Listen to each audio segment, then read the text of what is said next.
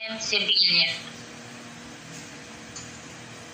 Hello and good morning, fellow officers, and to all beautiful teachers out there. My name is Prince Jacob M. Sevilla from Grade 4 Sincerity, one of your Grade 4 representatives. I can't believe that I'm now part of the team. I'm thankful and honored for this opportunity. As a representative, I would like to contribute in the implementation of the Safe School program. Bullying has a great impact to everyone, especially in your mental health.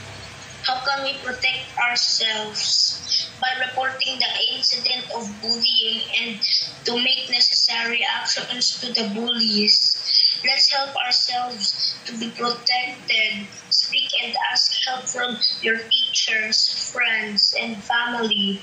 Also, I want all students to be excited in going to school or joining online classes because this is the venue where we all have been fun while learning by providing more online activities where many kids be interested of while learning at the time.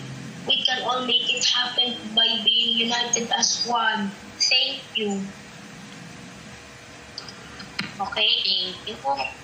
Prince Jacob, let's hear from